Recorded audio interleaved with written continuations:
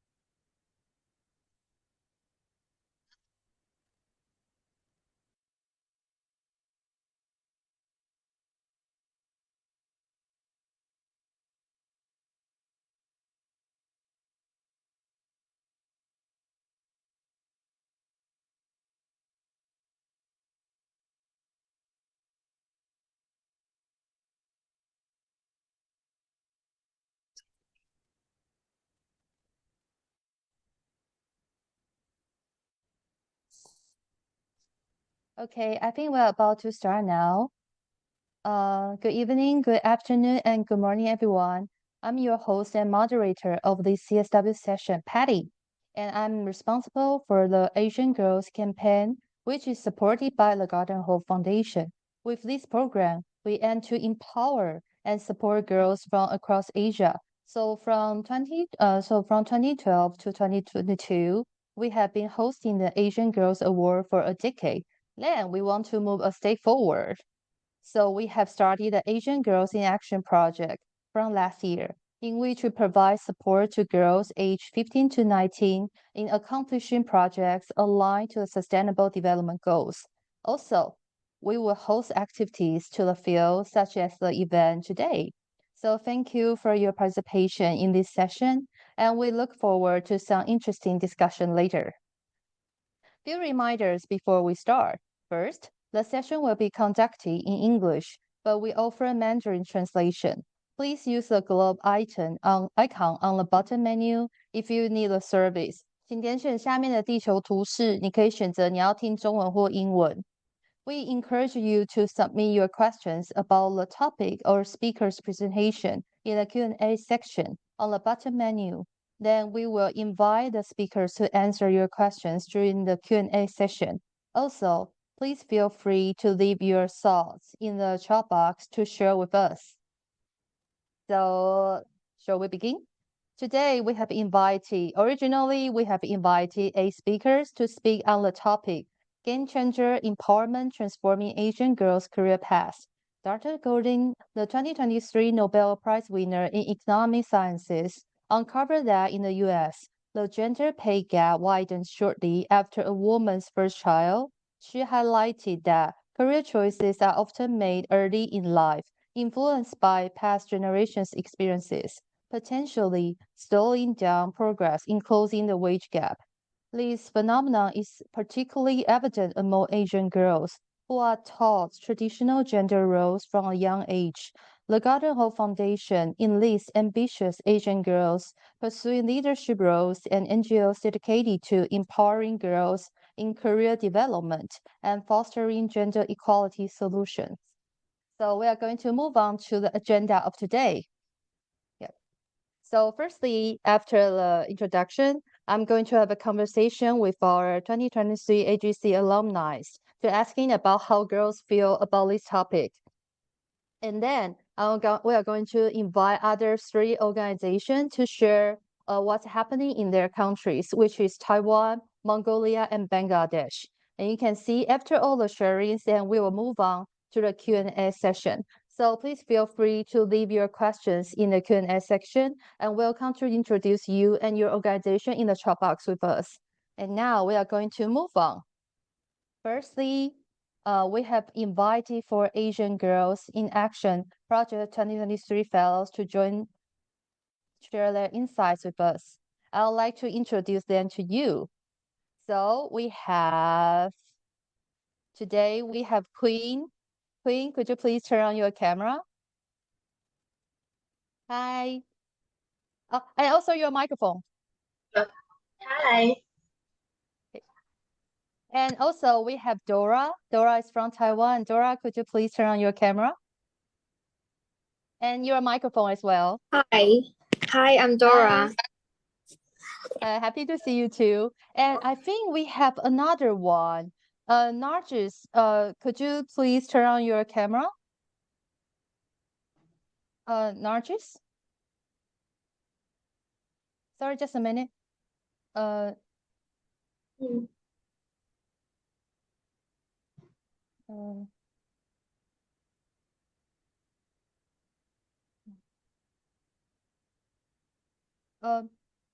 Okay. So I think, Nargis, can you turn on your microphone to say hi to us?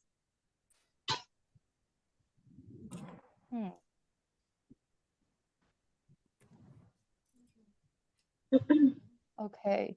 I think there are some technical issues with our Afghanistan fellow.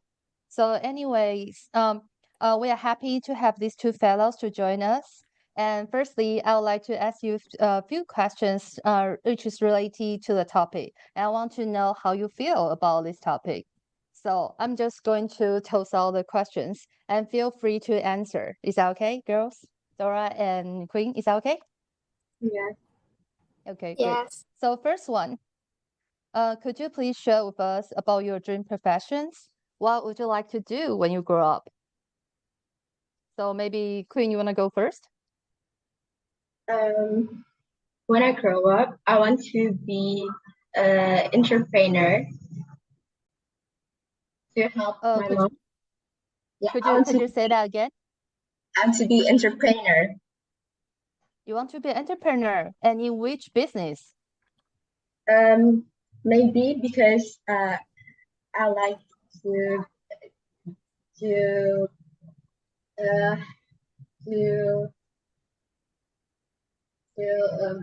and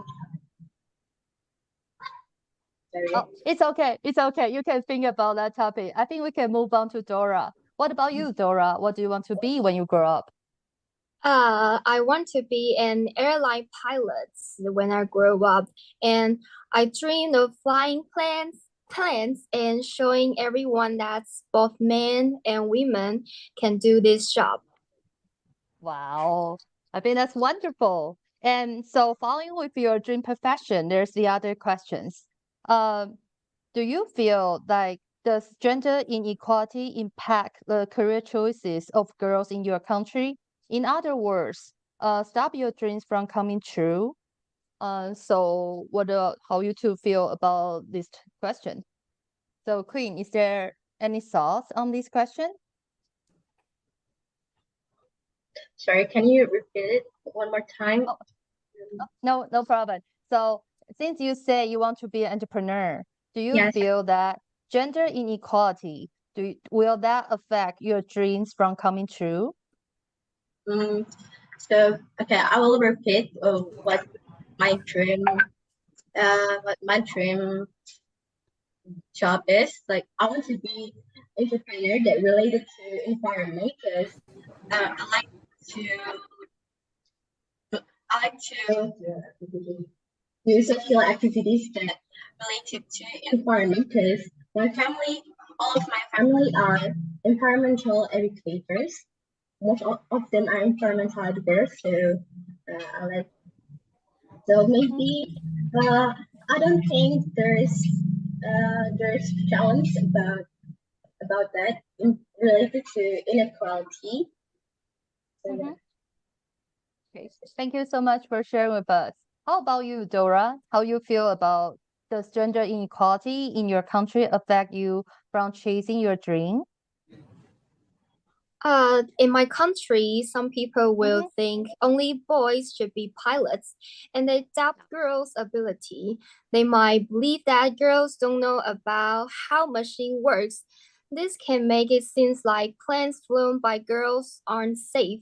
But I want to show that girls can be careful and make flying safe, even though it might be hard, and I'll keep trying to reach my dream of flying in the sky.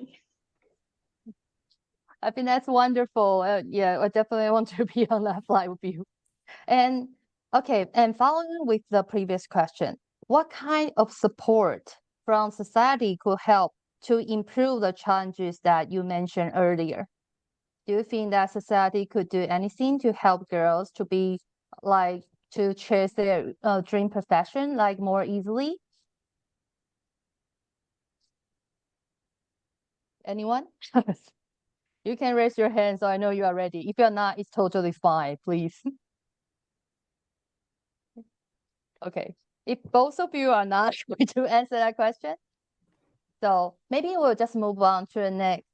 So luckily, our two fellows would like to share some observations about related to the topic in their local communities. Firstly, we would like to welcome Queen to share with us. So Queen, the floor is yours. And please make sure to remind us that next slide. So we'll move on. Thank you. Okay. Thank you.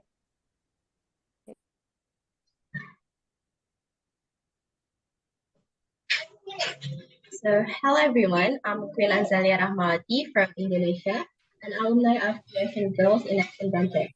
Today, I will share the challenge that I face as Indonesian girls in guarding women's leadership in education. But before that, I'm going to introduce Indonesia to get to know Indonesia better.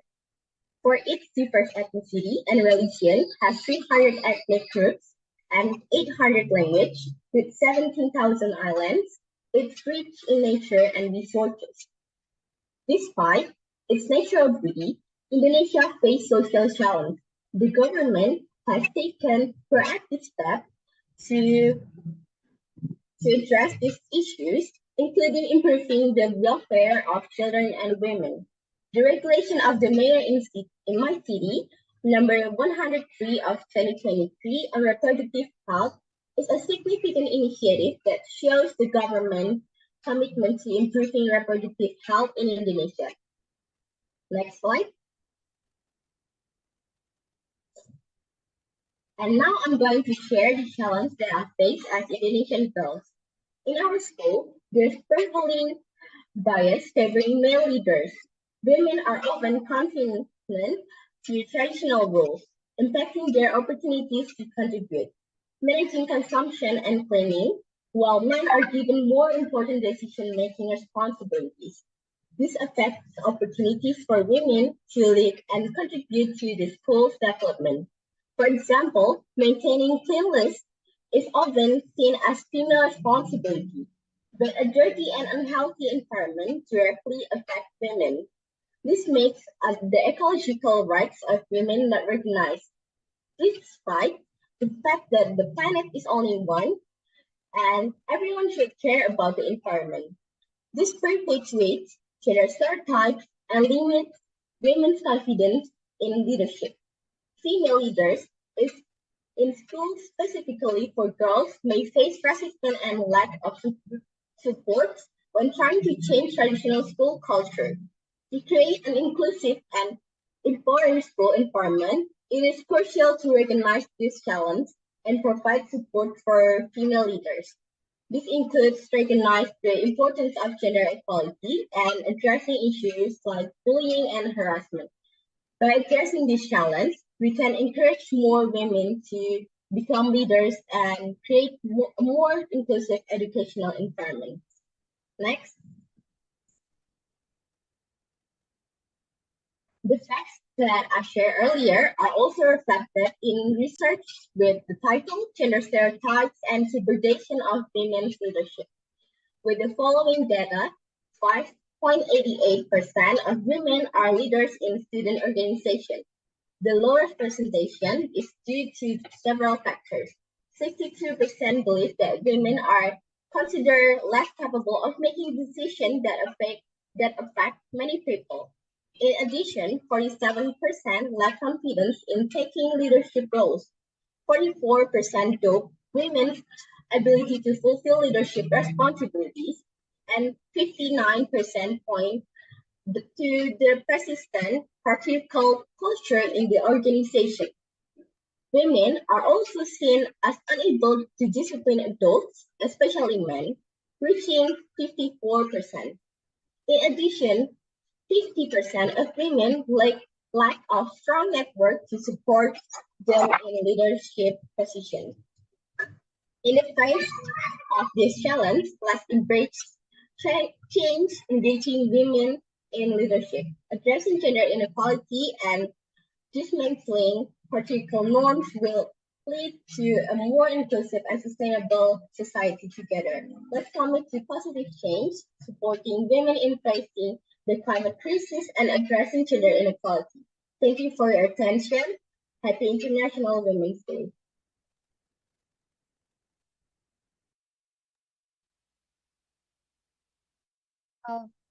Thank you so much, Queen, for your sharing. And I think we have learned a lot from your sharing with us.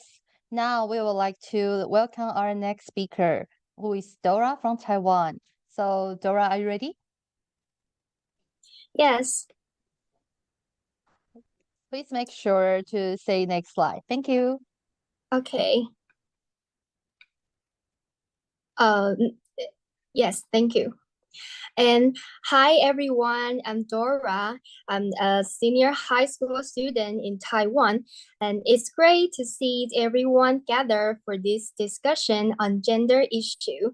I'm looking forward to sharing my thoughts and hearing yours. Today, I'm going to share reality of female jobs in Taiwan. Next slide, please. Gender equality has changed a lot than before in Taiwan. I think women will face some barriers in any workplace because of our natural physical limitations. Recently, there have been many companies in Taiwan that only accepted male workers, but now they have been starting to recruit females. Take the Taiwanese military as an example. A few young women choose to devote themselves to their country. Next slide, please. As of 2021, women made up 14% of Taiwanese military. It has surpassed many other female voluntary service countries. Because of natural physical limitations, the number of female soldiers is increasing slowly. I think girls can also perform well in any workplace. Next slide, please.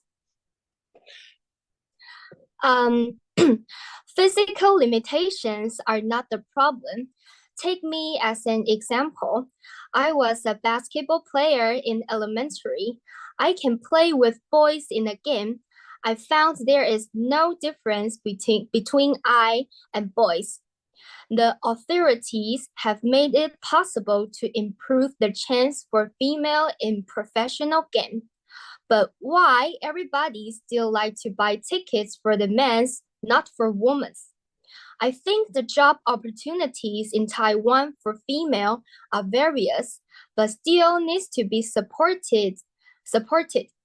I hope one day I can buy a ticket for the women's basketball games, not only for men's. Next slide, please. That's all, and that's the gender equality lights up in every woman's in every job. That's all. Thank you. Thank you so much, Dora, for sharing your observation with us. And I think we have learned a lot from both Queen and Dora. And it just like I just feel like from the younger generations insights, they have remind me a lot of things which I take for granted or something that I already forgot that we have gone so far to this point. And then I would like to share a video from our Afghanistan fellow Nargis, who really want to participate. However, due to a technical issue, that she couldn't join us in person. So we are going to play the video for you. Please wait for a moment. And Greetings, this is Nargis Rasuli from Afghanistan. I stand before you today as an Afghan girl, a voice for my sisters who are facing unimaginable challenges in our homeland. I'm here to shed light on challenges faced by Afghan women and girls in their career path. With the recent upheaval of Taliban in Afghanistan in August 2021, our limitations have only grown, suffocating our dreams and aspirations. In a society where we are silenced, where we are denied the basic right to speak up, to educate ourselves and others, to work out, to earn step foot outside the home without a male companion in some areas, our role and our career paths are limited to the rules of midwifery and nursing. Our potential is stifled and our voices are muted. But let me tell you about the resilience of Afghan women. Despite the odds stacked against us, we refuse to be confined to these narrow rules assigned by the government. We refuse to be defined by the limitations imposed upon us. We rise above, we adapt, and we innovate, however it is challenging to do so. Many Afghan women have taken matters into their hands, starting their own businesses, whether online or in person, carving out their own paths in a society that seeks to suppress them. And we may face obstacles at every turn, but we do not back down. We fight for our right to a decent job, for our right to be seen and heard. So I kindly urge you to stand with us, to stand with Afghan women as we navigate these challenging paths, and strive for our equality and opportunity. Together we can break down these barriers, and together we can create a brighter future for not only Afghan women in Afghanistan, but for all the marginalized communities. Thank you so much.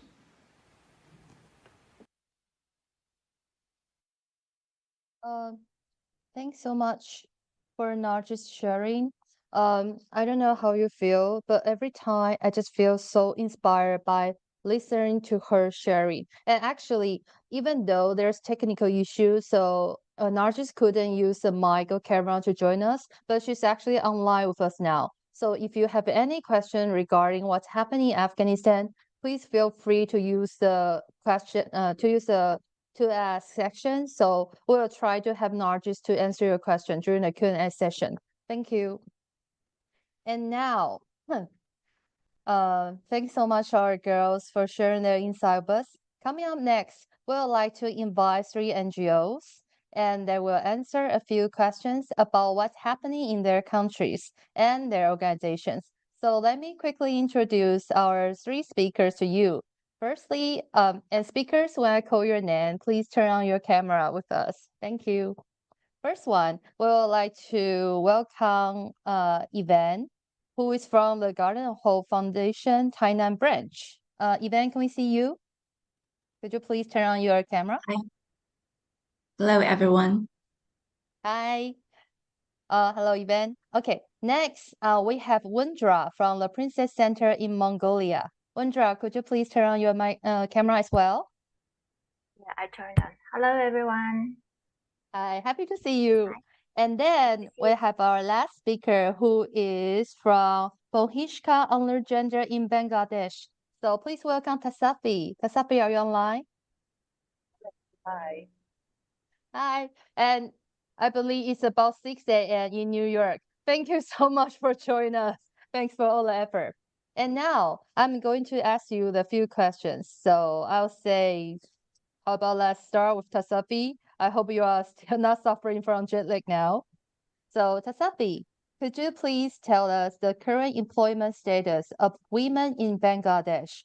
For example, is it common to see a female entrepreneur in Bangladesh? Yes and no. It is quite common. You do see a lot of women in workspaces. I think the bigger question is also asking like how comfortable it is, how much women-friendly workspaces are, opportunities for women to be in these spaces, how are they engaging? Actually, there was a recent research, a newspaper headline article which pointed out that about 60% young women are still unemployed in Bangladesh. And there are much bigger questions to question why women are remaining outside of employment and workspaces. So I think that's something we can talk about more. Oh, sorry, we can hear you for a last sentence. Could you please repeat? Just that there's a lot more to go deeper into why that is the current scenario, why more than 60% women, young women in Bangladesh are outside of the employment sector. And we can discuss more as we go through the conversations today.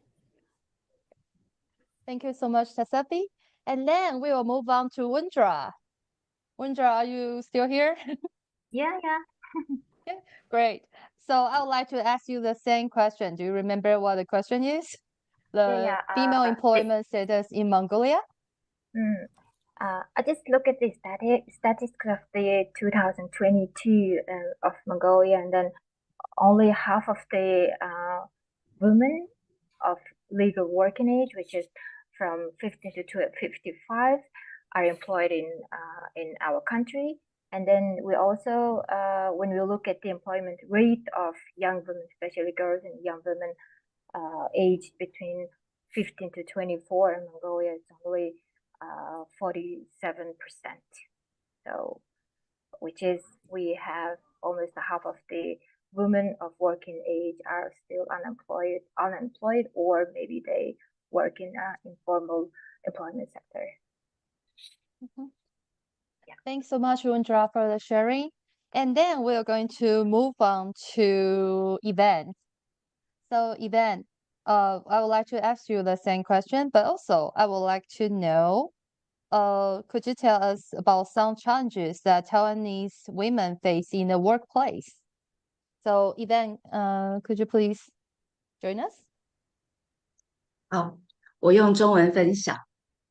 好，在台湾这边，其实我们在分所这边服务的对象，大部分是以保护性的业务的少女为优先。那所以其实我们这边的少女有比如说是从家暴家庭过来的，或者是他们是非预期怀孕的。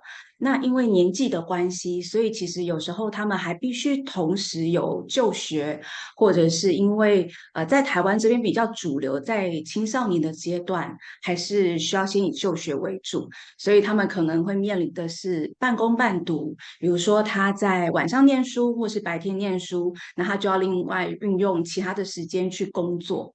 那我觉得比较辛苦的是在台湾的法规上面有要求，就是目前如果说是15岁以上未满16岁的这个青少年，他们其实在工作上面的限制比较多，那么可能也是需要得到他们的父母或法定代理人的同意。那如果说是16岁到未满18岁的人，他们是可以工作，但是他们一定要取得就是家长同意书或者是法定代理人的同意，他们才可以进入职场。所以如果真的有遇到像我刚刚提到是家暴啊，或者是他是家内有一些问题的话，他们在取得这一些书面资料上面可能会有困难。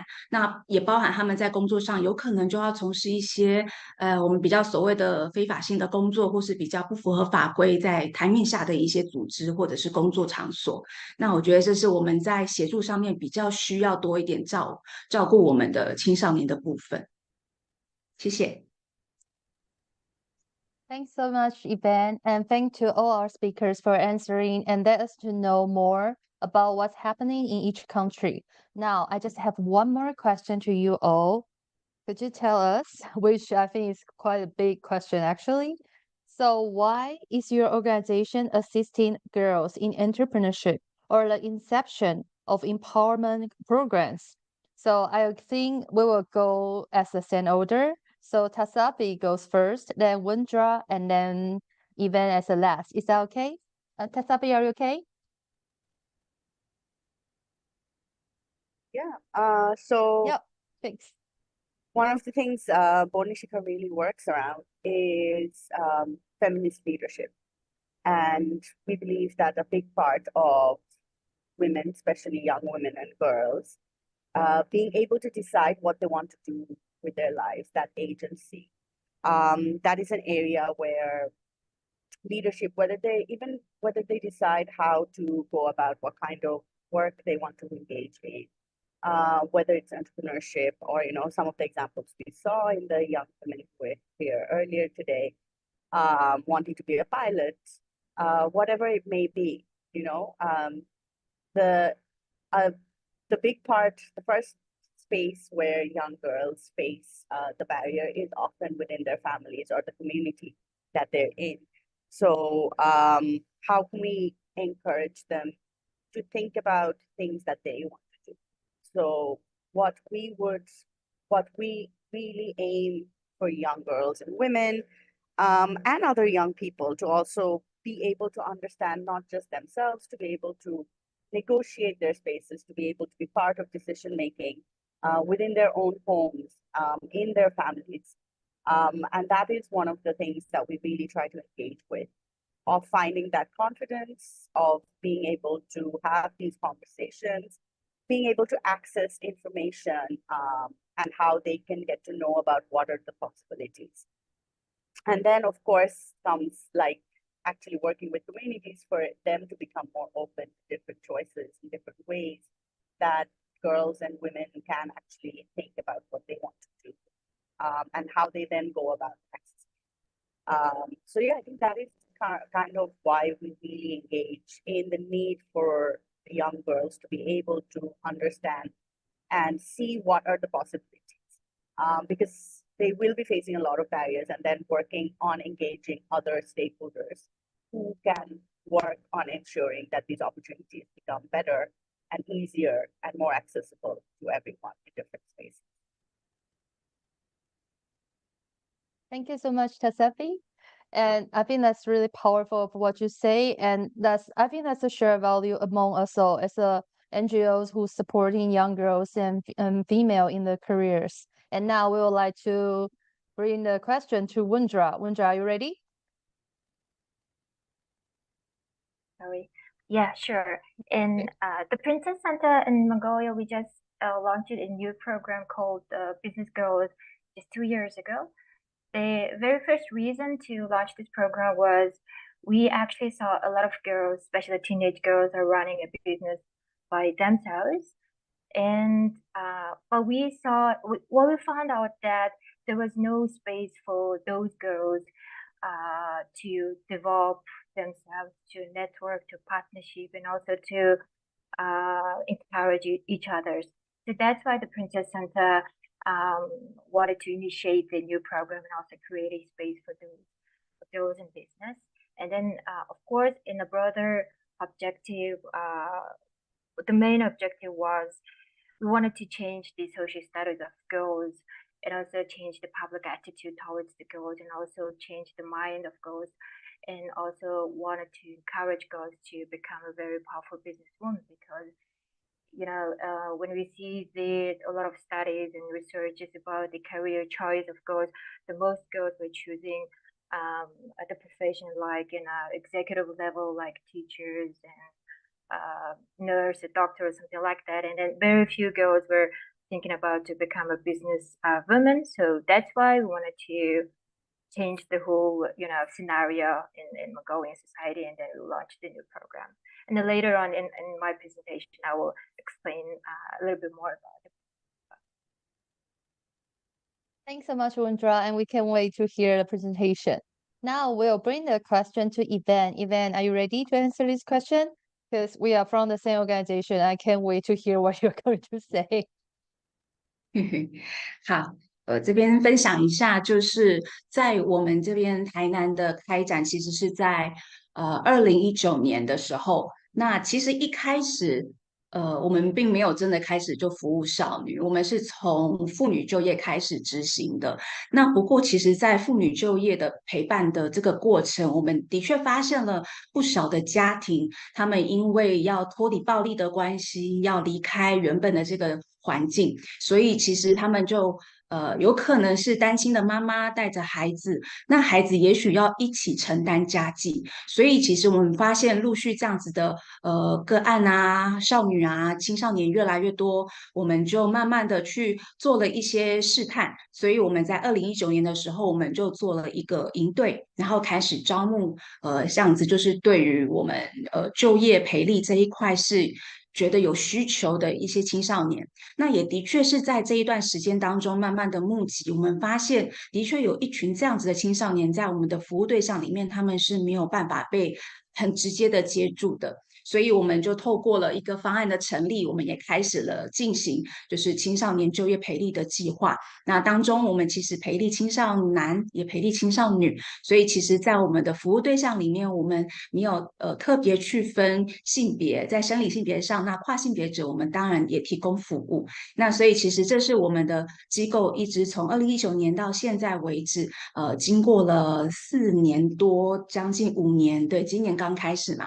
对，4年多到5年左右的时间，我们不断的在希望可以尽力的去接触跟陪伴更多的孩子。那当然，我们现在除了陪伴我们自己服务的家庭跟个案以外呢，我们也会更多的去接触在地的居民啊、社区的民众。我们也希望把这样子培力的计划可以分享到我们的台南在地的社区，对，希望可以发挥更多影响力。Thanks so much, Yvonne, for the sharing. And I feel very I don't know, inspired by the speakers. And I can't wait to hear more from their presentations. So we are going to move on to the next session. Next up, we would like to welcome Yvonne to share her experience on empowering teenage girls in career development. Yvonne served as the social worker supervisor at the Garden of Hope Foundation Tainan branch, which is located in southern Taiwan, and she is dedicated to providing employment empowerment services for women and youth. So please welcome Yvonne. And Yvonne, the floor is yours now.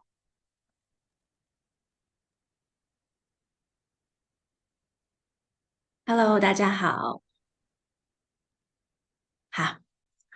好，我是来自台湾台南立新基金会的叶一文，然后也可以叫我 Yvonne。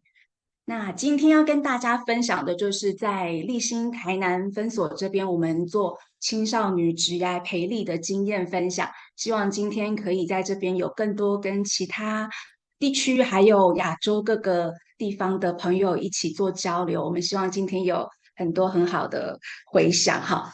请下一页，谢谢。好，这边我刚刚已经有稍微在前面的问题有提到说，我们的青少女的跟青少年的就业培力方案是怎么来的，所以这边我就没有特别多讲了，我们可以直接进到下一页来分享我们就是在培力青少年跟青少女这部分我们做了哪些事情。那首先呢，我们其实在青少女就业培力的部分，其实我们期待的不是只有就业这个部分，我们很希望的是可以做全面的规划，包含从他们的人际沟通，或者是到团队的合作，还有自我的管理跟终身学习，包含他们在台湾在地啊，或者是在国际的一些视野跟接轨上面，我们都期待他们可以做一个不是只有看自己眼前的事情的孩子。那另外也是期待说，他们可以随着现在其实孩子跟青少年，他们是对于科技啊，或者是对于创新的讯息，他们是非常的有期待的。所以其实，在我们的课程规划上面，我们也是在科技应用啊，或者是在职涯规划这部分，我们做了很多的努力，也希望可以跟现在的就业市场接上轨。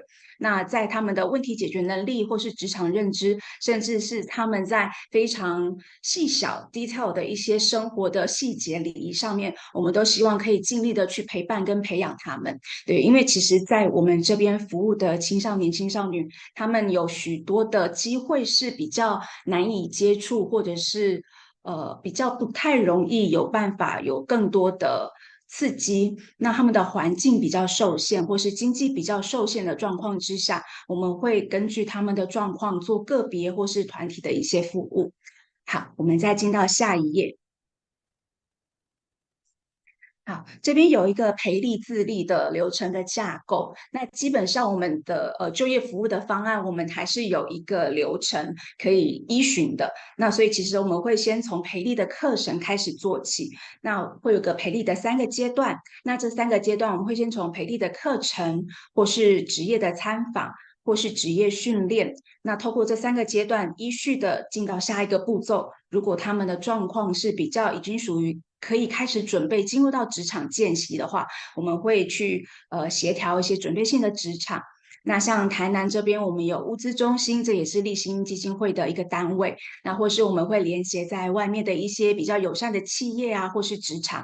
那希望我们的个案可以成为他们的见习生，那我们也会提供相对应的工作津贴给我们的职场的这些见习生。那其实从这个职场当中，他们不是只有继续上课，他们也会继续在这个职场里面可以开始慢慢的去观察自己的工作态度。那我们的社工也会跟这些孩子们一起讨论他们在工作上面实际遇到了什么状况。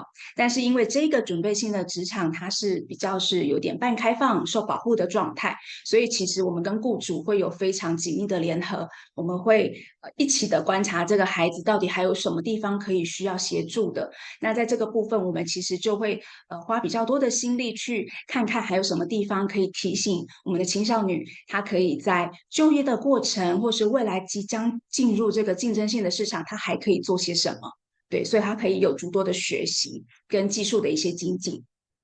好，在接下来进到我们下一个阶段，如果他已经觉得在我们的陪伴跟服务之下准备的够充足了，我们会期待他是可以返回到我们的社群，所以就是所谓他可以回去上学也好，或者是就业也好，或者是创业。但是其实我们现在经历到青少年要创业不太容易。对，在我们这边的经验，其实创业需要资金，也需要经验。所以，如果他们真的要开始创业的话，其实大部分的孩子，我们会先让他们去跟比较多的创业家有一些对谈。那因为其实也会担心失败，所以他们会先从职场开始去做学习。那大部分的孩子会有一个比较特别的状况，就是他们会在职场真的见习完了之后，发现其实创业真的不容易。那可能会短暂的打消他们的这些念头，但是有一些孩子其实他们会慢慢去规划自己这一块的方向，可能会先从一些比较小的方式去做尝试，所以创业也是有可能的。但我们大部分这里的孩子就可能会回归到就业或就学的市场，甚至他们就会开始半工半读的生活。好，那最后其实我们也希望说，这样子的循环可以不断的成为一个良性的循环。最后，我们的青少年可以回馈我们的服务的对象，所以就会由我们的青少年讲师继续来陪伴我们新一代的青少年。那如果说有机会的话，也可以跟我们这些友善的企业商家有一些零钱箱、零钱捐的这一种合作的模式，那也可以将这一些善款作为我们的服务上的使用。好，谢谢，可以到下一页。那接下来会有一些照片的分享，就是刚刚因为都是文字的说明，所以快速的跟大家分享一下我们在做的一些事情。那像第一个阶段，我有提到，就是在培力课程，我们有办了许多的户外活动。那在户外冒险体验的部分，其实可以透过手作啊，或是肢体的活动，然后我们会带着青少年一起做探索跟分享。那在照片上面，这个就是攀树。对，是我们在台南立新这边非常主力的一个户外体验活动的方式之一。那它会有许多冒险体验，但是都是在安全的情形之下去进行的。那在右边这里是做性别体验教育的营队，也是一个我们每一年都会进行的一个算是一个跨方案跟跨领域的合作，所以我们会做到的就是性跟性别还有情感交流，然后也会把一些比较有趣的东西。把一些应该说比较生硬的主题，性别情感议题，做成实境桌游的方式，然后让大家可以去做体验，然后可以在一些好像比较害羞难以启齿的话语啊，或者是一些职场的议题上面，我们可以去做交流。好，我进到下一页，谢谢。好，然后再来这里是我们会做职业参访。那像照片上面可以看到，我们在那个台湾非常有名的一个连锁的企业叫全联，对，那全联也是我们其中一个友善厂商。那它是批发零售业，那下面这个是一个美容美体业，它就是也提供我们去职场见习，然后也可以去做参访，了解在现场到底是怎么工作的。那在右边这里其实是我们的一个职场达人讲座，我们其实之前合作过比较多，就是在烘焙这一块，所以我们连接到个人的工作室，这个也会跟我们青少年的想象是比较接近的，就是我要怎么样成立一个自己个人的工作室，或是下面这个芳疗师，他在做香氛的一些治疗，或者是精油的一些培养，这个证照也都是我们现在青少年非常喜欢也比较热门的一个选项。再进到下一页，谢谢。好，那在这一页我们提到是职业训练，职业训练我们曾经开设过美甲的课程，所以大家可以看到有漂亮的指甲，然后我们也做过手工果酱，也是期待说像这样子的行业，他们可以在比较是由个人工作室的方式，或者是受聘请的方式，都是可以兼顾的这种状况之下，他们可以去做学习，所以我们也不断的都有在证照上面的考试去陪伴这一些青少女。那右边这个就是证照培训的课，像台湾这边有烘焙丙级证照，那烘焙丙级它还有分面包啊、饼干啊，或是蛋糕、喜点蛋糕这一类的。那下面在这个部分是那个 basic life， 这个是基本救命术，就是因为我们有提到，这是在我们青少女跟青少年的户外活动特别多，所以我们也希望他们可以先练习跟熟悉，就是在他们户外运动啊，或是活动的过程当中，如果有一些基本的救命术，他们可以怎么操作。那这个也是有证照的，所以其实当我们上完课之后，青少年们他们也都可以拿回一张，如果通过考试，可以拿到一张证照。好，谢谢，我们再往下。那这边可以看到，就是我刚刚提到的我们的准备性的见习职场。那上面这边就是我们在过去我们有成立烘焙坊，然后我们带领我们的青少年在门市啊，在内场的学习上面，我们都有很多的技术的精进。然后在果酱课的部分也是有更多的分享，在商业模式的学习里面，也请老师来教大家怎么分析成本，怎么进货，怎么做这一些就是在厂商的连接上面怎么去配置啊等等的。照片的分享，我们再进到下一页。好，这边是我们培地自立的流程，就是工作的现场，我们拍了一些照片跟大家分享。这个都是我们的青少女实际在工作现场的状况。那在右手边这里的照片呢，是他们的成品，就是我们曾经制作过的手工果酱。然后也有人就是开始在网络上试着要贩售，所以他自己拍了这张照片。然后另外一个就是下面这个小熊酥，是我们曾经推出的中秋节的礼盒。对，所以这个照片跟大家分享。再进到下一页，谢谢。最后这个是社会回馈，就是善的循环，就是期待说我们的青少年啊，他们在学习过后可以回过头来陪伴我们其他的青少年。所以这一些照片都是当下我们在那个陪伴的过程把它拍下来的，都可以看到我们青少年非常的优秀，他们真的就是非常实际的教了其他的弟弟妹妹们，然后也陪伴他们一起练习的过程。那右边是我们的零钱箱，可以看到零钱非常多，所以表示我们台湾的商家还有有爱心的人真的非常非常好。谢谢，再请帮我进到下一页。那这边我简单的分享一个我们青少年的故事。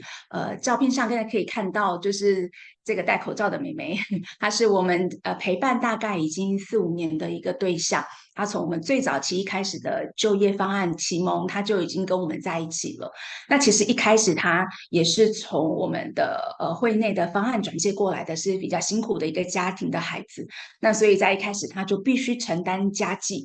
那因为家里的状况不太好，然后也领有一些社福的补助，所以一开始他就告诉我们说：社工姐姐，我不想读书了，我想工作。但是其实如果只有高中毕业的他，其实在当时这个工作还有他的年纪是真的非常辛苦的。但我们其实也不勉强他，就带着他一起实际的去操作烘焙的证照的课程啊。那他也很努力的要去考。但是其实如果真的是不是那么喜欢念书的孩子，在考取证照的过程，他们真的是吃尽苦头，也蛮辛苦的。但是我们的孩子其实他非常的努力，也希望说在这个过程他能够真的分担家计。所以他在我们几年的陪伴下来，他很认真的学习技巧，烘焙的技巧之外呢，他在后来因为他有在考虑是不是真的要回到学校去念书，刚好劳动部有一些就业的方案，然后给他了一些灵感跟刺激之后，他发现他自己在就业市场上面的确是有一些的缺憾，所以其实他也期待自己未来可以有更上一层楼的表现。那他就主动告诉我们说，他想要去报名，在台南的某一间大学的夜间部。在那个当下，其实我们跟社工都非常非常的开心，因为这在过去几年当中，我们不断的告诉他说，在台湾这边其实还是学历取胜，这个我们不可否认。但是如果你有更多的知识的架构，会帮助你的工作可以更上一层楼。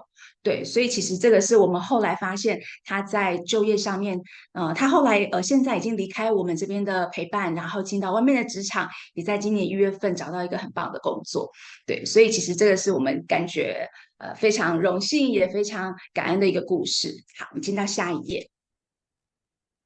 好，那跟大家分享一个很开心的事，就是我们的方案在去年也获得了在台南不对，在台湾南台湾地区这里的殊荣，所以其实我们有进到一个入围，就是年度最佳方案。那这边的照片也跟大家分享，那我们再进到下一页。好。最后一页了，好，最后一页，这边其实我们期待分享的就是我们可以在社会影响力上面可以更多发展，就给大家参考，在14、5、8、17的这一些项目当中，我们希望我们可以发挥更多的社会影响力。好，在最后一页就谢谢大家，也可以来扫描我们台南的粉丝专页，然后可以更多的了解在台湾台南的励馨我们这边在做的事情。好，今天谢谢大家的聆听。Thanks, Ivan, for the comprehensive sharing. I believe that people will get to know more about how we do the empowerment program for the teenage girls. And now we would like to move on to Mongolia. Princess Center was established in 2003 with the aim to protect girls and young women's rights. And we are lucky to have the founder and the girl who lays supported to join us today. Wundra will tell us more about why they started this program to encourage girls in starting their own business. In addition, Michelle will share how she started her own bakery business. So we are going to welcome Windra and Michelle. Please turn on your camera.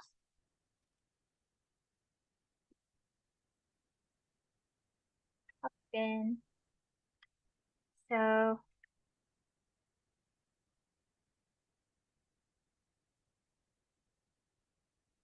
as I mentioned before, that the Princess Center launched a new program called the Business Goals. It was the very first initiative in Mongolia that we are running a program especially dedicated for girls who are interested in business. So when we look at some statistics, the poverty rate in Mongolia is quite high, which is almost 30% of the population live in poverty, and compared to globally, it's really high. And then more than 50% of poor people, poor population, they are girls and women as well. So the girls are at high risk of poverty. And most girls don't have ambition to become business owners. As I mentioned before, that when we look at some statistics and research data about the career choice of girls, and then most girls choose executive level careers, like they tend to become a teachers, nurse, doctors, and maybe lawyers, something like that. And then very less number of girls are interested in becoming a business owner. So that's why we started the program. That was one of the main reasons. And also, when we look at some data about the business and women business gender, and most business women own very small and medium businesses in Mongolia, and then bigger businesses are owned by male as well. And business women receive only 26% of total business loans in Mongolia. That's why we need to encourage more girls to become business women in the future. And then the main goal, main objectives of our business growth program is to strengthen economic capacity of girls and young women. It's related with the poverty and also the career choice as well. And then one of the very important reasons to start the program was that we wanted to make girls business minded, because most, especially women, they don't have business mind to earn money, to make profit. So that's why it was the main reason. And also, as I mentioned before, that we wanted to create business girls friendly space, because we saw a lot of girls are running a business at their homes after school, and then we saw their online stores and Instagram shops. So that's why we wanted to gather all the girls who are running business, or maybe the girls who are interested in doing the business. And we wanted to build business girls network as well, and then expand number of business girls in order to influence the other girls to become business women. And then we actually launched the program, and then in 2022. And firstly, we collected 21 business girls and girls interested in doing the business. And we provided them educational trainings on self-development. The most important was to provide trainings on girls and women's rights issue, why girls need to do business. And also we provided them the business development trainings as well. And then we created a online store with this businessgirls.mn. And then second phase of the program was actually implemented in last year, 2023. And then we actually expanded the program sphere, and then we founded. Actually, the first phase was we just started the program and collected 21 girls, and then in the second phase we make them collective, like they become a business girls club. So currently we have 42 members, all their girls, and the youngest one is 10 years old. And also, for example, we have a girl who's 13 years old who's running a business for 3 years, and we have 15-year-old girl who's running business for 2 years, something like that. And then we also opened a business girls house, because we saw that the girls need a space to meet maybe every week and do the business, make the products. And then we wanted to create a space. So that's why we opened a Business Girls House Incubator Center last year in June.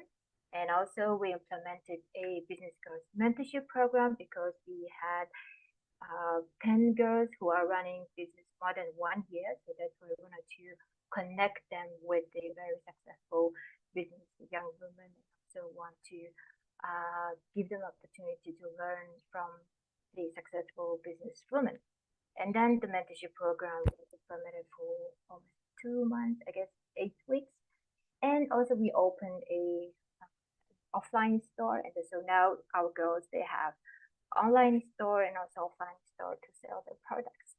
So briefly, this is the end of my presentation, and I would like to invite Mrs. Michelle. Michelle is the general coordinator of the Business Girls Club Mongolia, and then she's a business owner, and now she will share about her business story.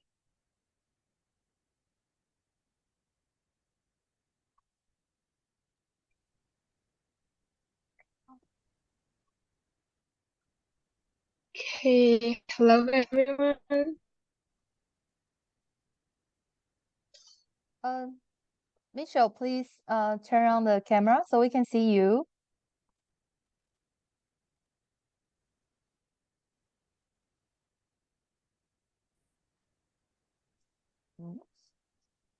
Michelle, can you hear us?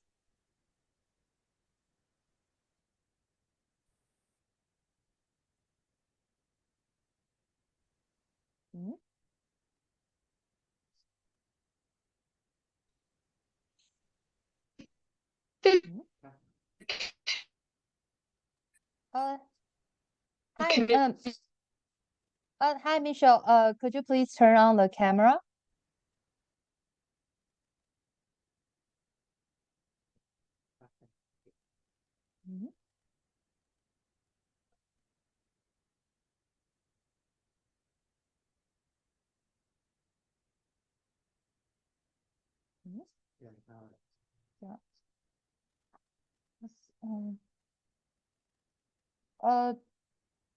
Michelle, are you? Wondra, could you help us to contact Michelle? Is she still online? Because we can find her now.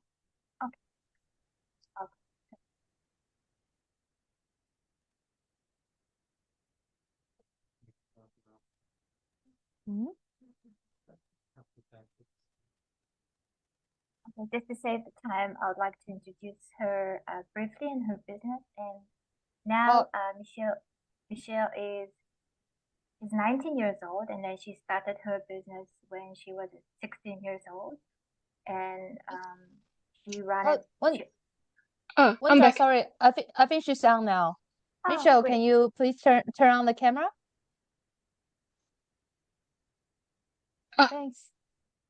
Can you see me? Yep, I can see you now. So please go on. Thank you. Okay. Okay, let me introduce myself. I'm Michelle. I'm 20 years old. I'm a student at Mongolia University of Science and Technology, and I major in food science and technology. And I'm also a business owner, and I have been running a bakery for like 4 years. I like ever since when I was like 10 years old, I always loved to bake and give to my friends and my family. And like as I get older, like I needed to like have my own money to buy some stuff, to like hang out with my friends, and like give a gift to my crush, like this kind of stuff. But like I couldn't ask my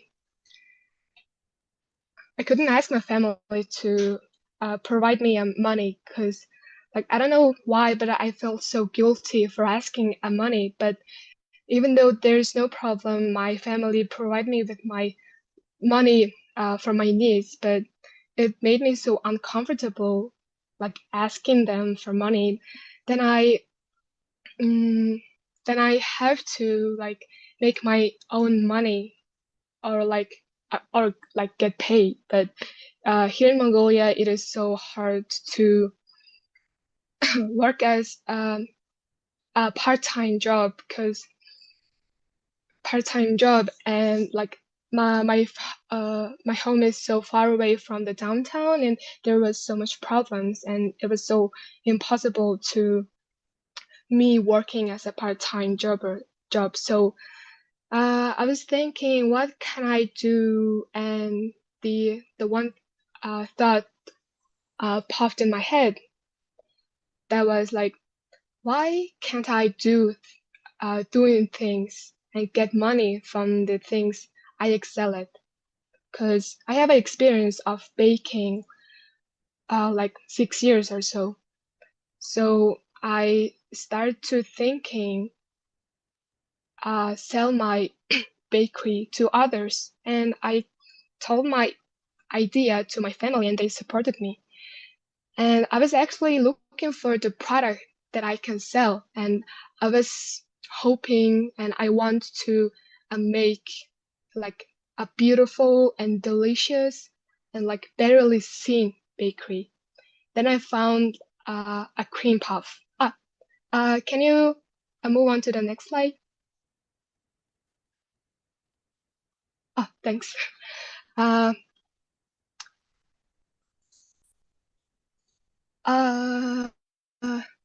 next slide, please.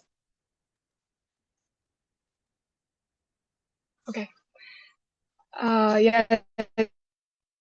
Then I found the cream puff. That was the like perfect product to sell to others, because it was so delicious and it was so fun to make.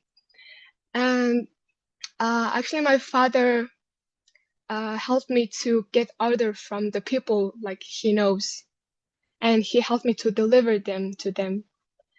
So this is like the start of my bakery, and it was like 4 years ago. And after that, like the first phase of the business was so hard, because I used to make a small quantity like for my family and friends, and then I had to make like the triple the quantity. That was a lot of pressure, and like I didn't experience this much of pressure, so I was so tired and didn't know what to do about it. But like the time goes by, I kind of accustomed to it, and the 2 years later, like the quantity, like I used to make like a 20 products like at the first stage of my bakery, and then like 2 years ago, I was able to make like hundreds and 200s of them, like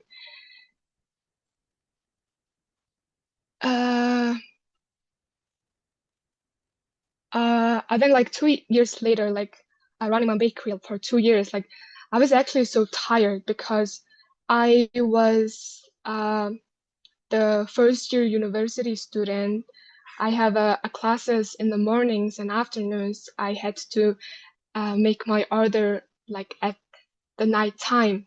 I barely slept, and I was like out of passion, because like the tiredness, and I was so exhausted, and I was about to like throw my business away,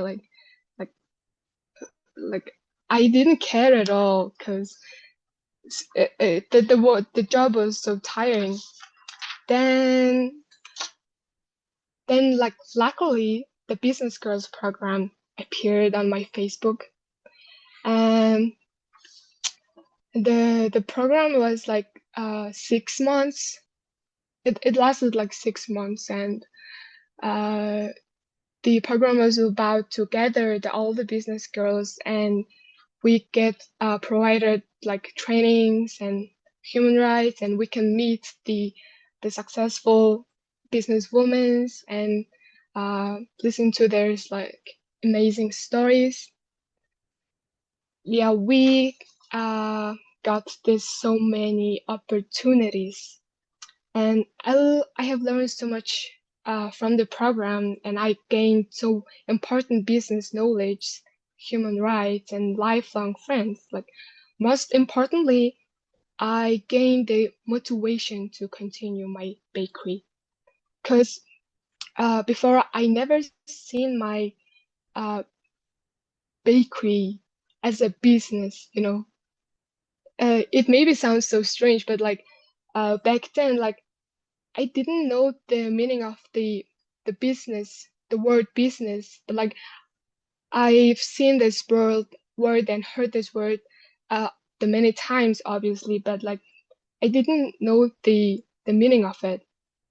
And there were so many things behind my business I didn't see, because I was giving my clients a happiness, a satisfaction, a relief, other than cream puff. And the respect and affirmations that my clients are giving me. And I realized the worth of my business and my potential, so much things like I can actually do. And I was like stronger than I thought. I was able to make wonderful things. And the time when I was graduating from my high school, I had no idea what major I should choose. And the first university came up to my mind is the like Mongolian like #1 university, and I was about to major in psychology, but like I wasn't interested in this major, but like I have no options to choose, because I felt like the women's choose like this office job and like psychology, etc. And like thanks to the like business girls program, I had a courage to change my university and my major. And now as I said earlier, I'm a student at Mongolian University of Science and Technology, and my major is like food science and technology. And this is the like best decision I ever made. And now I love my profession. I'm so proud of it. And after the 6 months, the business girls program didn't end. Apparently, the apprentice center took care of it. Like the next stage was the business girls house project, and this program helped the business girls to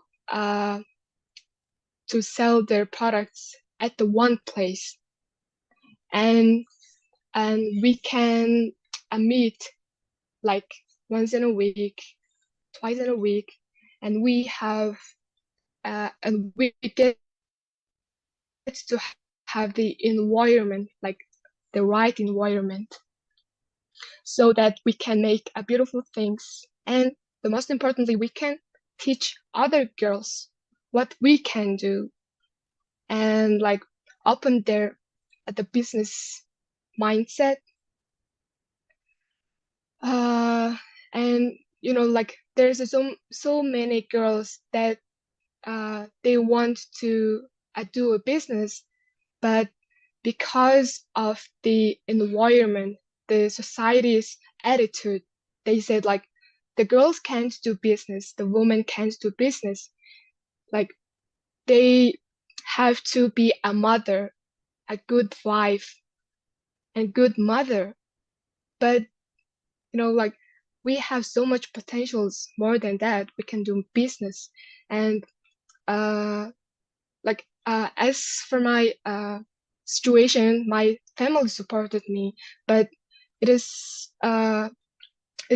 not same for every girl. So because some girls' parents do not support their children, their girls, because they said you have to like take care of your brother, you take care of your siblings, you have to clean your home, you have to study, and like not doing like things to waste your time. And like doing a business and like creating yourself, developing yourself is not a waste of time, you know. And like in this business girls program, like they want to tell the girls this, like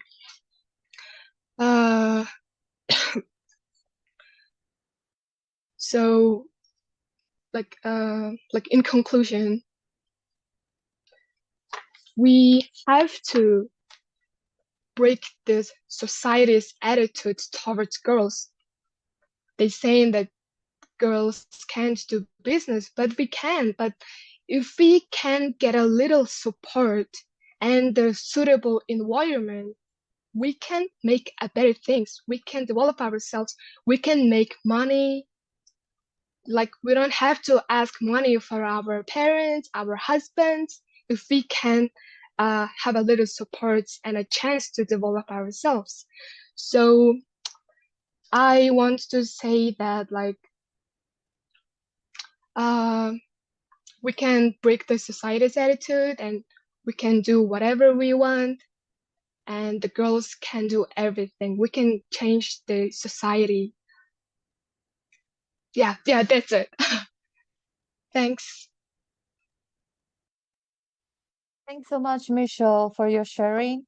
I think that's very powerful of the message you try to deliver to us all. And I particularly love that you shared the journey that you started your own business and the difficulties that you have encountered. And I think that's a good learning experiences that we want to remind all the younger generation like you.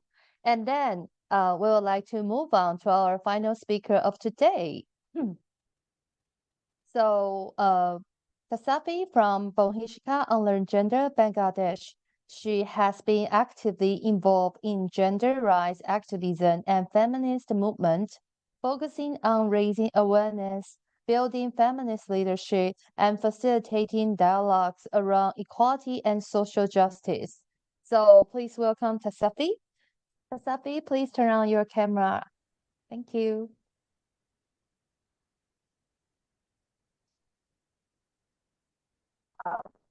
Oh, sorry, we can't hear you. Uh, is is the mic on? No, we can't hear you.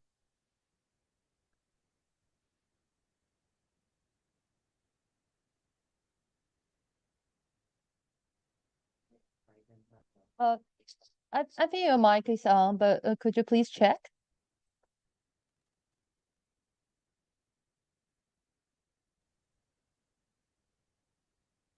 Mhm.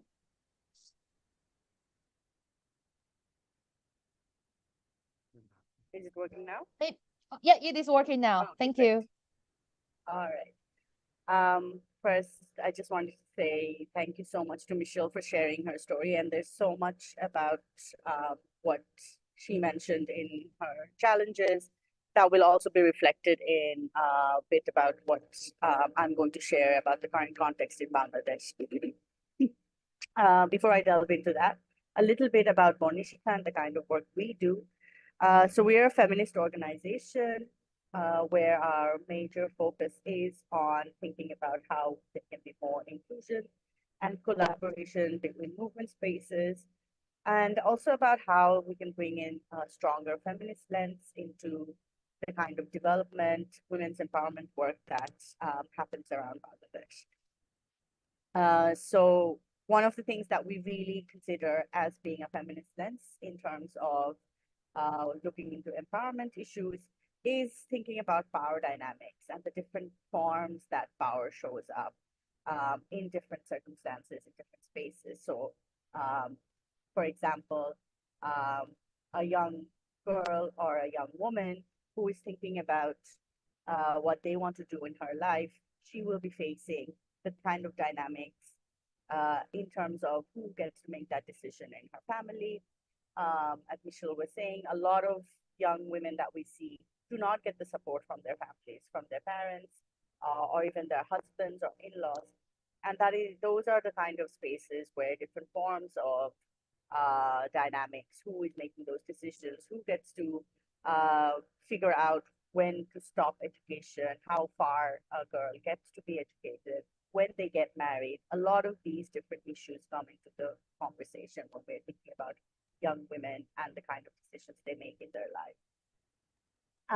So for that, I think a big part of the work that we do is working with organizations who are involved with young women.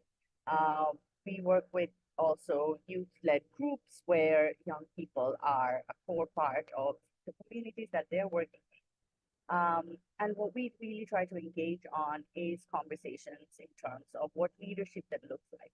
Leadership as young people in their homes look like, leadership as young people in their communities look like, and how they can hold that space and encourage each other to have more agency, have more confidence forward in how to approach their lives. So when we, as I was mentioning earlier, recently there was a research that came out which said more than 60% of young women are currently not in any form of employment. So they're not entrepreneurs, they're not employed in any kind of organization or companies. They're not part of the income earning population. And that's a big group of young people who could be involved with the economy and be part of the development. But when we delve deeper into why a lot of times we are not seeing young women in these spaces, we need to look at the different levels that they're facing challenges, right? So firstly, there is already within our school system, education system, even though we see a really high number of girls entering schools and actually getting educated, as they progress into higher education levels, we see dropouts, we see young girls, teenagers often leaving school and getting married. We also see young women who do take up higher studies and study subjects, which are not considered to be for women. So, if they're studying science subjects, engineering, a lot of times they do not get the opportunities to actually use that education in workspaces because of how communities and how attitudes towards women in these kind of areas are looked at. So when we're thinking about young women and why they're not accessing or coming into these spaces, a big part of that question then brings up what is the society doing to avail these opportunities to create more accessibility for young women to come to these spaces. So a big rise that we've seen in recent years in Bangladesh is using digital spaces for income generation. And that means a lot of times young girls, often girls like the ones we saw in the different presentations today, and Michelle, using online spaces like Facebook platforms, where they can actually set up small shops, ways that they are being able to purchase and sell different kinds of products, either products that they are making themselves, so it could be food products or handicrafts, or even a lot of times, especially in some rural areas, we've seen young girls actually collecting products from others within their communities and then selling them online. And we've seen this happening a lot of times with young girls, where they find this kind of economic independence to be a way for them to negotiate better with their family.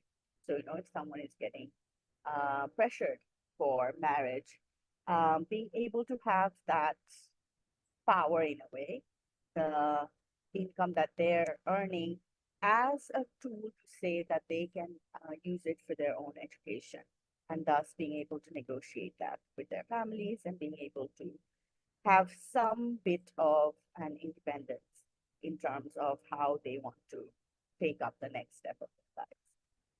This is not necessarily the ideal scenario.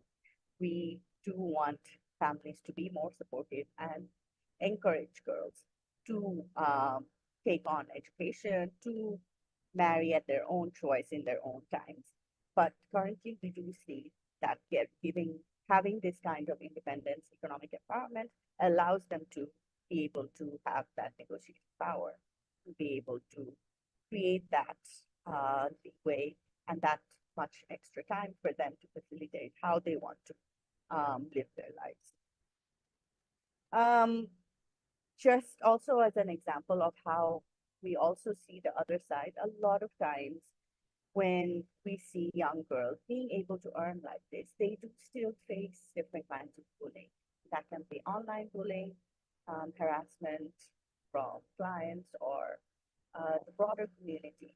But also, like we've seen cases where a young girl who is using a Facebook platform to get to be able to support her own family gets bullied by other family members, like broader family members, where her parents are being told that, oh, you are using your daughter to earn because you are not capable of doing it yourselves. So, that is also a social context where the larger society often do not encourage women being out, doing their own thing, and being a supporting system for their own families. So there is much to be done yet, where this kind of accessibility, this kind of social attitudes towards girls and women being able to earn for themselves, being able to make these decisions by themselves, are encouraged, are looked at as the new norm, and that opportunity is given. So just a few points as my last bit. Some of the things that is required to help this happen more and more is, of course, the opportunity to be able to learn a lot of these skills, which allow them better access, better usage of digital spaces, like marketing skills that have come up a lot. Mobility of young girls is very important, to be able to go out, to know what is out there, being able to access different kinds of information, and also be able to talk about, express what they need from the market space, what they are being able to provide. And this gives them a lot of confidence in being more entrepreneurial, in more business thinking, to be able to take different risks and think about how to expand what they're working on. And of course, the biggest part is having a more supportive system, which is both within the family, in workspaces when they're going out, having others share the care work that most women have to deal with in their own homes, and be encouraged to take their own decisions, their own ways forward. So hoping that we see more of that. Thank you.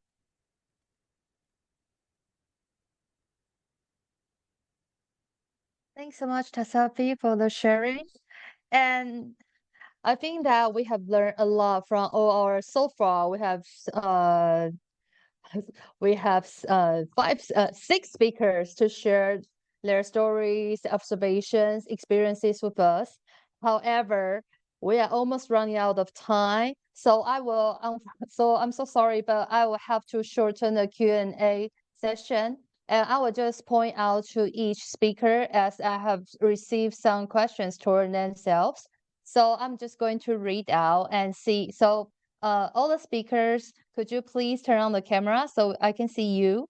Then I know you are ready to answer the question from the audience. So please, just a sec.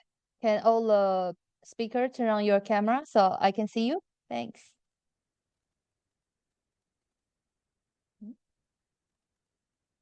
Okay. Okay, so let's go with the light ones. My first question will be going to Dora. So Dora, no worries. This is I think it's a quite light questions. So what inspired you to become a pilot?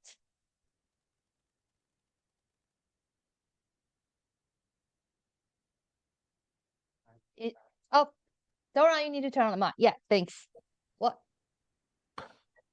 Yes, because I like the feeling every time I go to another country to have a trip, and I also want to be a leader, a model of the girl who also want to be a pilot.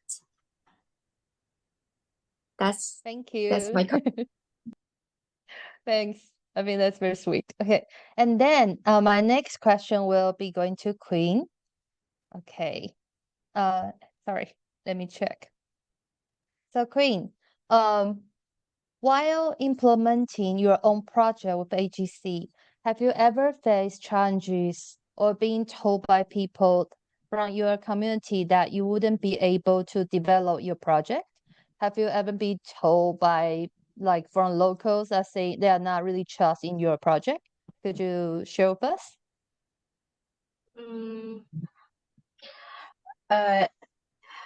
Based on what I see so far, there's no many of them to think that my project is not capable enough. I think like my project is going well as as what I see. I mean that that my project really giving impact to the local community. Like based on my project, I do the raffle box store, and many people have been come to our box store to buy and buy some raffles raffle product to reducing their single-use plastic. That's it. Thank you so much. And I think that's inspiring to hear that many people supporting your project. And we really hope that you can bring that power to your generation as well, to inspire more girls to be just like you. Because I have seen your project result, and I want you to know that we are very proud of you, even though. Okay. Okay, and next one, we are going to, thank you. And then we are going to event. Okay, so there are some serious questions here, but I'm more sure I can only ask one, but I think this one is very important. So Yvonne, are you ready? Okay. Okay. So I have received a question. To the involvement of the family's parents who are abusers of young people to cause disruptions in kids in participation? 会，其实是蛮多的，而且如果真的有遇到的话，我们还是要寻求法律或是警察的协助。那也会有像地方的家访官或者是警政单位会陪同我们一起去面对这些问题。那像在我们的这一些就要回归到比较是强制力啊，或者是法律上面的一些保护。那我们其实也会尽可能的跟我们的青少年讨论他们在工作的这个场域的保密跟安全性上面的考量，我们会去做人身安全计划的制定。那跟他们讨论，如果真的遇到危险的时候，可以跟我们有什么样的默契，然后我们可以怎么帮助他们，或是有没有一些暗号。如果我们需要通电话或是讯息的时候，我们需要有一些这样子的机制来帮助他们。那像如果他们的家长就是施暴者的话，其实有时候我们也会进到一些像是强制亲子教育或者是一些司法的要求的课程，会希望他们也能够去上亲子教育的课，那能够尽可能的希望这些家庭可以在一个比较恢复功能的状况之下去协助，而不是真的要把我们的青少年隔离，跟他们的家庭分开。所以我们也是需要花蛮多时间在做这些事情。谢谢。 Thanks so much, Evan, for the sharing. I know that it's a very like heavy question, but I think that's also the common thing that you will face in your workplace. And thank you for sharing with us. And I hope that could inspire other organizations and even share with us what they do. And also, then we would like to move on to Windra. So Windra, are you ready? Okay. There are a few questions for you. If we couldn't help you to answer here, we will share it with you in the feedback afterwards. So Windra, what is the main barrier to women going into business ownership, and how can we remove this? I have to say that's a huge question. Very huge. But what I saw is that, you know, I'm a very social person, and I don't, for myself, and I also don't have very small business mindset. So, and when I see the other women the same age as me and the younger age, and then we also work in the girls and women's development, and then we also prepare a lot of activist girls in the organization. And then when we discussed with them, and then we saw that the business mindset is the very crucial thing to become more confident to do our business. So, and I saw that very few women, they have business mindset, but the most of them, they don't want to earn money. They just, you know, to get a job and get salary, and then if the salary will be enough for their life, they will be very enjoying that, because of the social norms and the stereotypes about the women in Korean society. So that's why I saw that the very first thing is that to make the girls with the business mindset. So maybe you can make something, you can sell it, and you can make money and then earn profit. It's a very crucial thing. So that's why we need to start from the very young age. This is important. And then if the women, girls and women, they will have a very business mindset, they will be able to do business and also see things from the business view. That's it. Thanks so much, Windra. And then we would like to move to Michelle. Michelle, can you hear me? Okay. I Yeah, I believe can that hear. Great. I believe that most audience, just like me, were really inspired by what you're sharing. And you have mentioned that even you have encountered some difficulties when you trying to start your own business. So we want to know, what is the power to, like, in your opinion, what are some common challenges for teenagers to start such things, and what are the how could they be called back to keep to their commitment? Can you give us some suggestions that what should we do to remind kids about their commitment in the beginning? Well, I realized that when the girls thinking about having a business, starting business, they're thinking the business is this big thing. You have to you have to move big. But in my case, I stepped a little, like this little. I just like told my idea to my father, and my father helped me to like deliver my bakery. Like I started this little, and the problem is the girls starting this big, and you have to do the research, this kind of stuff. So I suggest the girls to make a smaller step, and the by the step you can learn the things, you can experience, and you can gain the knowledge, like during the time, doing your while you're doing your business. So and like if you are able to get a support from your family or your husband, like that would be so much privilege actually. Thanks so much, Michelle. And I think that's a good reminder to us all, because sometimes that we overthink the challenges or difficulties we might face. We want to try to start something new, but yes, little by little, and I hope that we can achieve our goals. Thank you so much for your sharing. And then we're going to move on to Tasafi.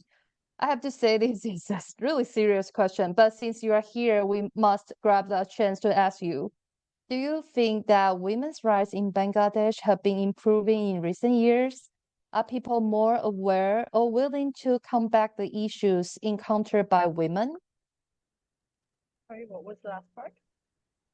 Oh, do you think that people are more aware or willing to combat issues encountered by women? I think it's a mix. It's kind of what we say in working around women's movement, that you take 5 steps forward and then it feels like you take 3 steps back. So by the end, you have like 2 steps forward, and that's the 2 steps that matters. So yeah, I think there's both. There is a lot of changes that we see. We see women coming out and doing a lot of things, speaking about the different challenges that they face, like looking at the whole group of us sitting here having these conversations. And I think that does create more awareness, more engagement. In the same spirit, it also creates a lot of others who believe that these are not important issues. These do not need to be considered. If women just stayed in their homes and, took care of their families, then these would not be challenges that we're talking about. And why take the difficult path of becoming income generators and businesswomen when you can actually be at home and have a much easier life, as people would like to say. So I think there is both sides of the coin, but I think there is more engagement. There is definitely more women speaking about their own experiences and why they're making the choices that they're making. And I think that is the most important part, that we keep on talking about it. We keep on encouraging others to think about all the many different ways that women can be, and we don't have to be only one kind. And I think that's just how the 2 steps happens, and eventually the 2 steps match up. Like Michelle was saying, small steps at a time. Same way, we take small steps at a time, and at some point we see big strides happen. Thank you so much, Tasafi. And I think, yeah, we have learned some values we share all together. I'm glad that tonight that we can see that women and young girls are supporting each other and to share our observation, our beliefs with all the audience. And now, I would like to invite all speakers and our staffs. We actually have few staffs from GOH here to support us tonight. I would like to take a group picture with you all. But it's not just one group picture, because before we start the session, we have invited all the speakers to write down your expectation for girls' future and the choices. And I want to see your beliefs. Could you please show that to us? Just like something like that. Oh, great. Just to make sure. Okay, so I would like to invite you to read out. I'm going to call your name and please read that out. So first, Tasafi, what did you have? It's a quote I really love. It says, "There is freedom waiting for you. And you ask, what if I fall? Oh, but my darling, what if you fly?" Thank you so much. And then Windra, what you got? Mine is a big. It's in Mongolian language, and it says, "Girls can change the world." Okay. I think you need to take that. Okay, I can see that now. Okay, Michelle, what about you? What you got?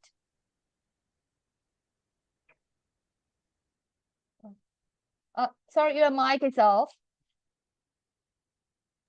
Oh, mine is so simple. It says, girl, wait. I think you need to go a little bit back so we can see the quote. Yeah, but you can read that out. It says, girls can do business and hard. Great, thank you so much. And then, Ivan, what you have? Could you please read that out? OK，不要害怕做梦，尽情探索世界，创造属于自己的梦想旅程。Dream and explore and create your own journey. Thank you so much. That's so sweet. And then Dora, what you have? Girls' power getting bigger. Okay. Thank you. And what about you, Queen? Can we see that? Yes, is build inclusivity, empower girls to lead. Thank you so much. And then I think I didn't miss anyone. So could you please take the quote with you? I'm wondering if we should turn off the. Sorry, just.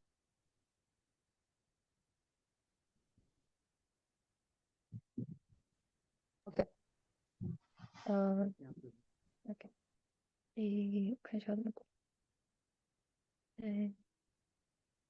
Okay. But anyways, I think I'll just take a picture of that.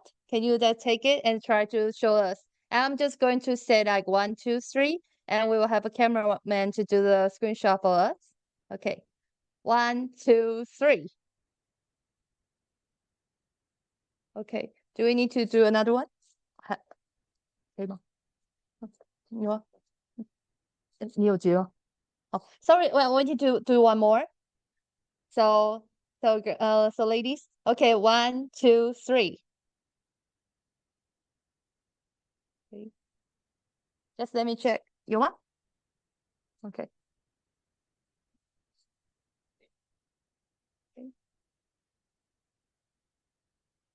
Okay. Are we done? Okay. Thank you so much, everyone. And thanks to all our speakers for today. That I think it's a wonderful opportunity for us all to hear your sharing. And I think that's so great that we have the young girls and to join with the NGO staffs to share what we're doing and to hear their insights. And then we would like to thank our audience as well. Before we just thank you for participation for tonight and taking time to hear what we got to share with you. And before we officially close this session, please fill out the survey, which we'll put on the chat box, and to give us some feedback for today and to suggestion could be to do as well.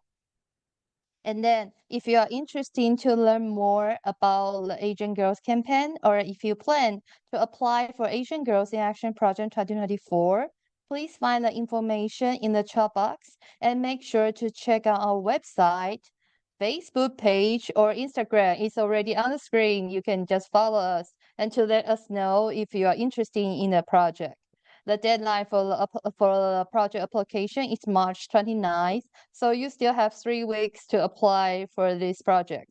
Lastly, thank you so much for your participation. We hope it was a rewarding experience for you all, and we look forward to seeing you in the near future. Thank you so much.